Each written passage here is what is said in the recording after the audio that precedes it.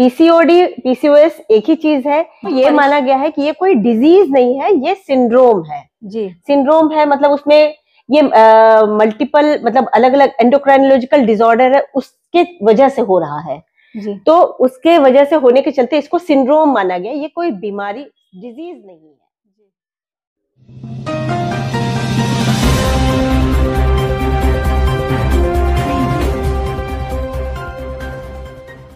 नमस्कार, मैं साक्षी गौतम और आप देख रहे हैं साक्षी का बयान। स्वास्थ्य चर्चा में आपका हार्दिक स्वागत है। आज मैं यहाँ पटना में हूँ। पटना में भी डॉक्टर चंचल जी के निवास स्थान पर हूँ। बता दें कि डॉक्टर चंचल जननायक कर्पूरी ठाकुर मेडिकल कॉलेज और हॉस्पिटल माधीपुरा बिहार में ऑप्टिक एंड गायनी डिपार्टमेंट में असिस्टेंट प्रोफेसर है। करते हैं इनसे पीसीओडी पर एक चर्चा। डॉक्टर साहब, आपका स्वागत है हमारे चैनल पर। जी डॉक्टर चंचल, पीसीओडी है क्या?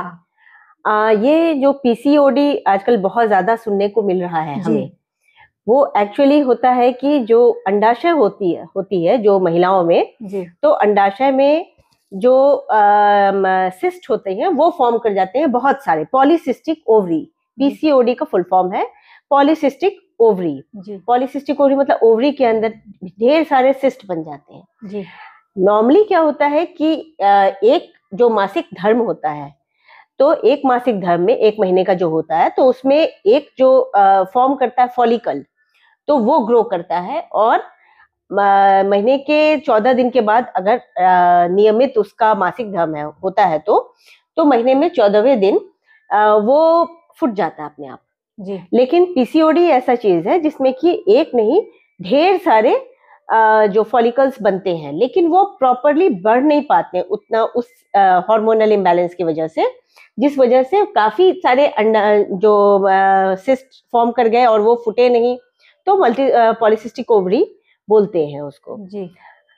तो क्या आप मानती पीसीओडी जो है हार्मोनल चेंज की वजह से होती है? जी, हार्मोनल इम्बैलेंस की वजह से। ओके, तो पीसीओडी और पीसीओएस में क्या अंतर है?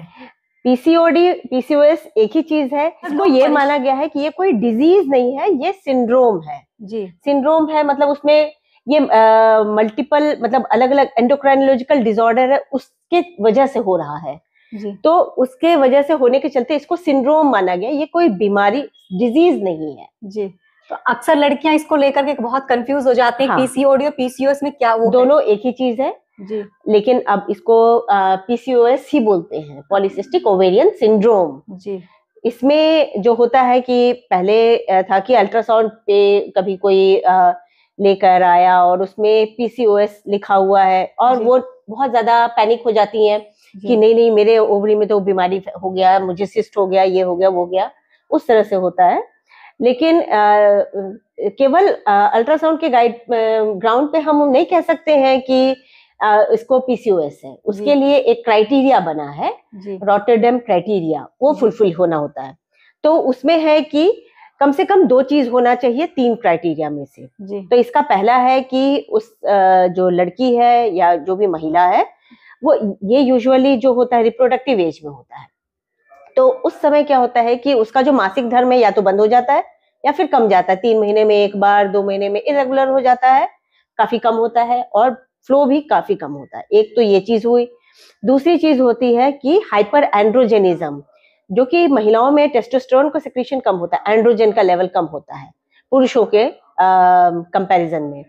तो इसमें जो होता है हाइपर एंड्रोजेनिज्म हो जाता है, टेस्टोस्टेरोन का लेवल काफी हाई हो जाता है, जिसकी वजह से उनके चिन में बाल आना, ये थोड़ा मेल वॉइस हो जाता है, तो एक्ने आना चेहरे पे, तो ये चीज होता है। और तीसरी चीज जो है वो अल्ट्रासाउंड में दिखती है।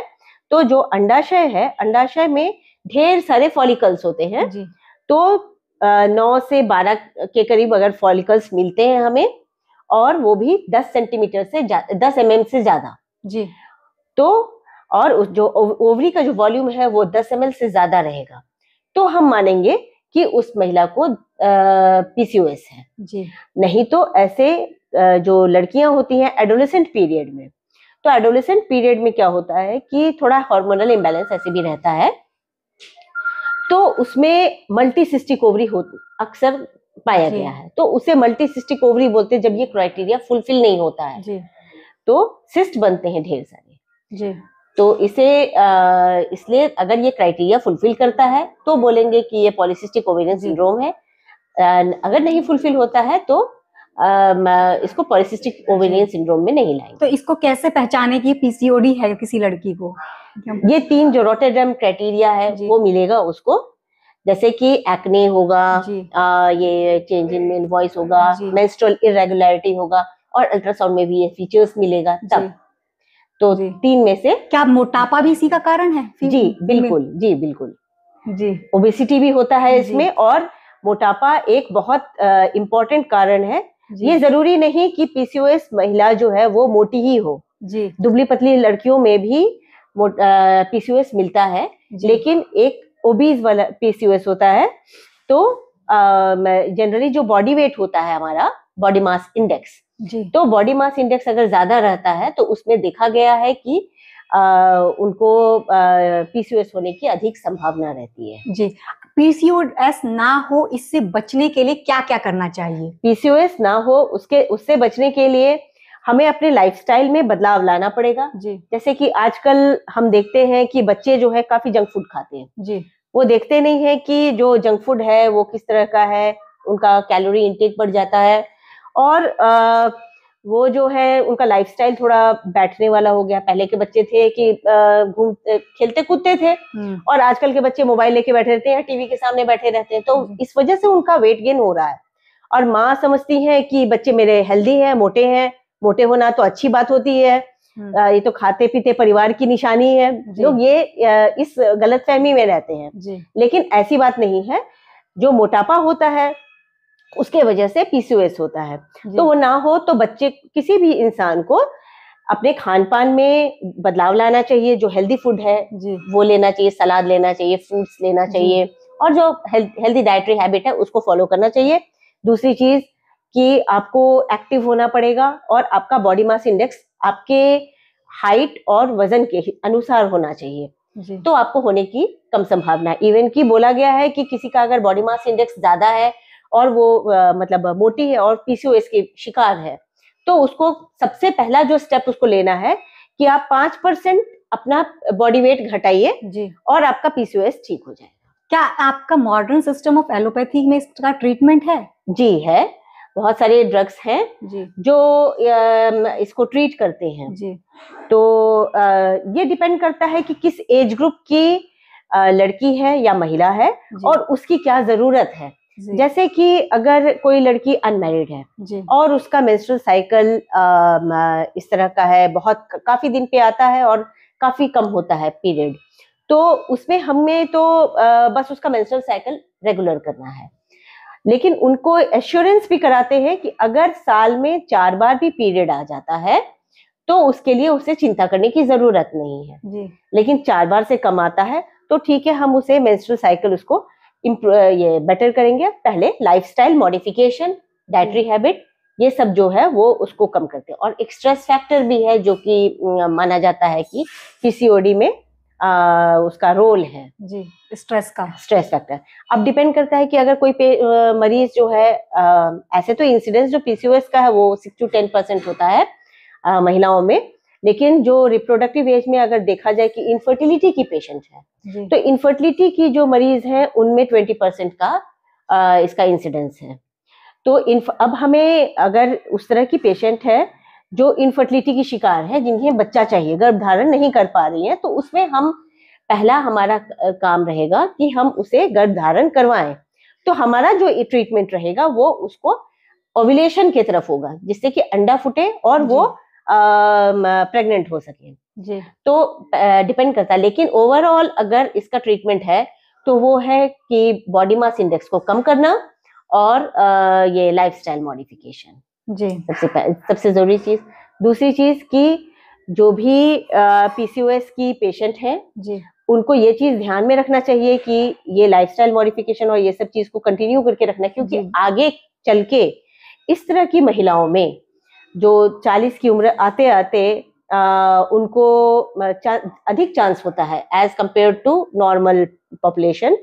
उनमें मतलब चीनी की बीमारी होने की ज्यादा चांस होती है, डायबिटीज मेलाइटिस होने की चांस रहती है, ओवेरियन कैंसर होने के चांस बढ़ जाते हैं, हार्ट डिजीज होने की भी ज्यादा चांस होती है। तो इसलिए इस तरह की महिलाओं को है कि आप अपने लाइफस्टाइल को ठीक करके रखें, वजन को संतुलित करके रखें। जी जी। तो अक्सर यंग लड़कियों में ही क्यों देखा जाता है, जैसे कि 20 से 30, क्या इसका कारण जंक फूड है? एकदम जंक फूड तो केवल एक चीज को हम नहीं कल्प्रिट मान सकते हैं, ये फैमिली में भी चलता है। जैसे कि अगर किसी महिला जेनेटिक भी इसको माना गया है, फीमेल है, अगर माँ अगर पीसीओडी की शिकार है तो हो सकता है कि बेटी को भी हो जी, ऐसा माना गया है। अगर किसी के फैमिली में डायबिटीज का है इंसिडेंस, तो उस बच्चे को भी, बेटी को भी पीसीओएस होने का ज्यादा चांस रहता है। या फिर जीन में म्यूटेशन होता है उस प्रॉपर फैमिली में अगर, तो उसको भी हो सकता है। ये भी एक फैक्टर माना गया है। तो देयर आर मल्टीपल फैक्टर्स, और किसमें क्या फैक्टर है अब वो तो डिपेंड करता है। वो ड्रग्स के हिसाब से इसका ट्रीटमेंट होता है। हाँ, ड्रग्स के और आपकी जरूरत के हिसाब से कि आप किस एज लेवल में, आपकी रिक्वायरमेंट क्या है जी, आप किस एज में हैं और आपकी जरूरत क्या है जी, उसके ऊपर डिपेंड करता है जी। तो साथियों, ये थे अभी हमने जो चर्चा करी पीसीओडी और पीसीओएस पर डॉक्टर चंचल से करी, और इन्होंने यही बताया कि अपने लाइफ स्टाइल को चेंज कीजिए। अगर आपसे इसको निजात पानी है तो अपना एक्सरसाइज कीजिए, डेली रूटीन अपने चेंज कीजिए, तभी आप इससे छुटकारा पा सकते हैं। आपको हमारी ये चर्चा कैसी लगी हमें नीचे दिए गए कमेंट्स बॉक्स में लिखकर जरूर बताइए। मिलते हैं फिर हम एक नई स्वास्थ्य चर्चा के साथ, तब तक के लिए आप मुझे दीजिए इजाजत। थैंक यू, धन्यवाद।